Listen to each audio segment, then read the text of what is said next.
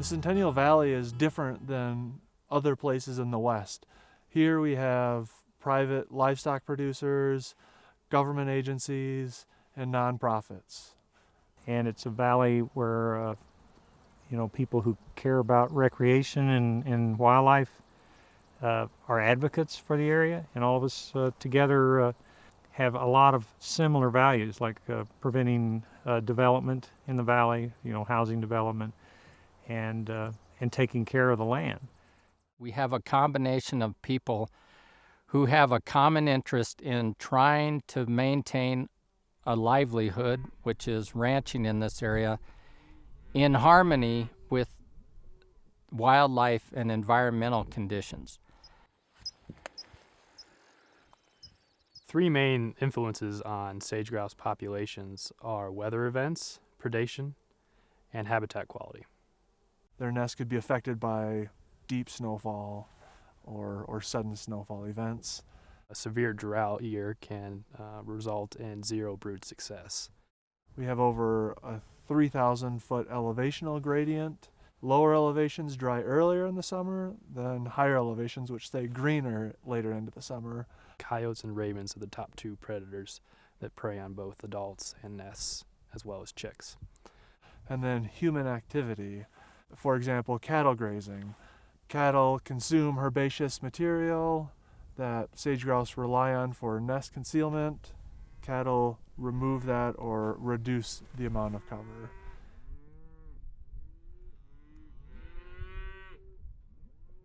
So we need to know more about whether there are conflicts between our grazing and sage-grouse productivity and sustaining on the landscape. So that's really helpful to me as a decision maker on how to operate the grazing program on the refuge. But at the same time, I think we're learning things that might not be hard for livestock owners to adopt on their own properties. The standard management practices for livestock grazing in conjunction with sage-grouse habitat has typically been to leave residual cover behind so that it increases nesting success by reducing predation on the nest. Most people recognize, including the authors of these guidelines, that they should be adapted to each individual location. That takes a lot of work and takes a lot more investigation on the part of managers. But one of the things we hope this study contributes is to look at that residual cover question in different habitat types that produce different amounts of vegetation. In Centennial Valley, our most common is mountain big sage. We also have three-tip sagebrush, basin big sagebrush, and low sage. Low sage has the drier environment type with less residual cover or herbaceous production, and mountain has the highest. Areas that have more moisture are able to respond more quickly to removal of vegetation, and also the stature of the sagebrush can affect the accessibility to cattle. Basin big sage is a taller sagebrush type and has easier accessibility for cattle to graze under the canopy of the sagebrush, which sage-grouse use as nesting cover. And it's also in a drier habitat type, so there's less residual cover available regardless of how much it was grazed. And then moving up, three-tip and mountain sage are a little wetter sites, and there's a lower stature of sagebrush that provides less accessibility for cattle to graze under the canopy of these shrubs. There's grazing across the landscape. We even have grazing on the National Wildlife Refuge here, Red Rock Lakes, as a prescription. It's not a right that the livestock owners have to grazing. It's a request that we make as a public agency to try to manage the land. Yeah, so we're members of the Centennial Valley Association, which is a nonprofit organization that is really centered around helping ranches stay in business and helping this landscape stay the same as it is and has been for 150 years. I participate as a non-voting member, advising the chair, and it gives voice to the community. Maybe reduces some of their anxiety to work with groups that don't have the same business as they do, and I think it helps build trust between all the groups, and it's a way for us to respectfully talk about what our goals are and see if there is an opportunity for all of us to get most of what we would like on the landscape.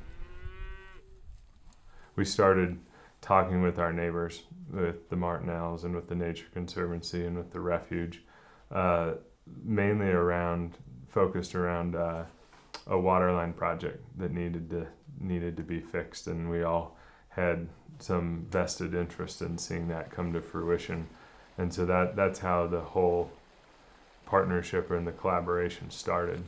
But then it's morphed into lots of different things, including the participation with different studies on the Refuge and different studies on the Nature Conservancy, and collaborative grazing plans between us and the Martinells on our own ground, on Martinell's ground, on Nature Conservancy and Refuge.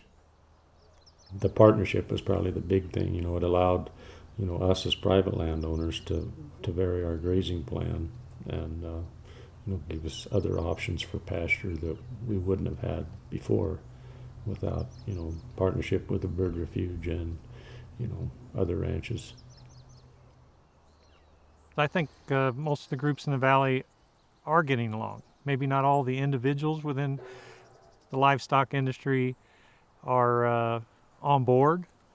Not all of the environmental groups are on board, and not maybe all the agency are totally represented. But our relationship is really good from our perspective.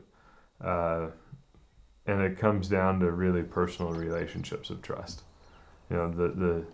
The refuge manager really, I think, trusts us, and we really trust him to be doing what's right for the land, and knowing that nothing's perfect, but we don't let perfection get in the way of progress, and we can have open, candid conversations about what's working, what's not working, what we need short term, what we need long term.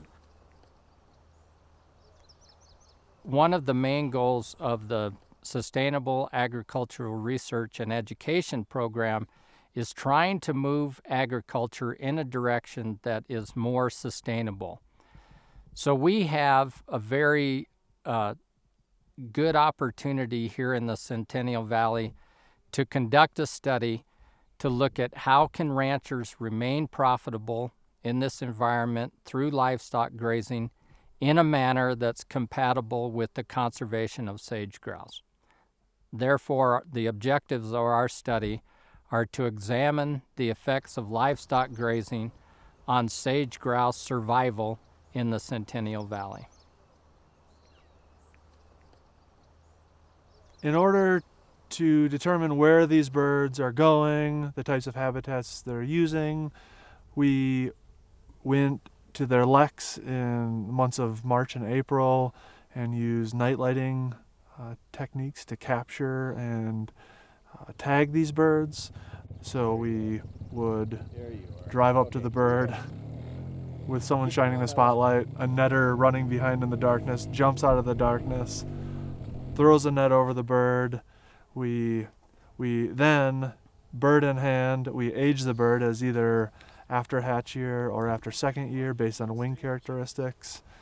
We attach a radio collar to its neck, and then we release the bird. And then after we release the bird from capture, we record its pre-nesting movements to look at the types of habitats that they're using in the early spring before they start nesting. We follow that bird until she has a nest, and then we monitor the survival of that nest until the nest either hatches or is destroyed. Then for the nests that hatch, we follow the female sage-grouse with her brood and record multiple locations per week until they reach approximately 30 days. a time where they become less reliant on mom, and sometimes the chicks go off with other birds at around that time. So when they're nesting, we are taking vegetation surveys to see what they're selecting for. And then we're also looking at random locations and then where the birds are located, as well as looking at the vegetation that remains before and after grazing to see if that grazing directly influences sage-grouse success. Because we know if we're going to have a sustainable livestock operation, we have to invoke those practices that maintain the composition of native grasses as well as sagebrush species.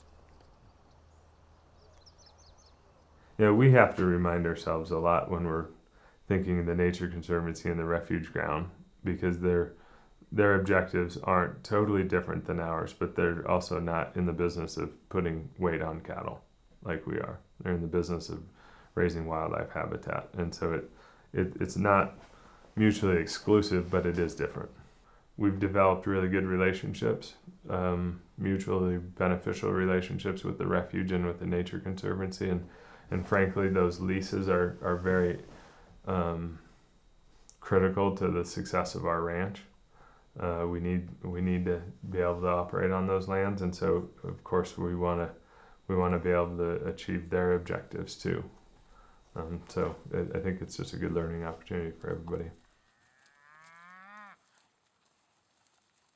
So the Western Sustainable Agriculture and Research Education Program that funded this project is trying to move agriculture into a position of being a long-term sustainable partner with environmental concerns so that we can have agricultural practices that not only provide profits for their owners but also maintain the quality of the environment. So this project is an attempt by all the people in this valley toward that common goal of profitability, sustainability, and maintaining the quality of life that people in this valley are interested in.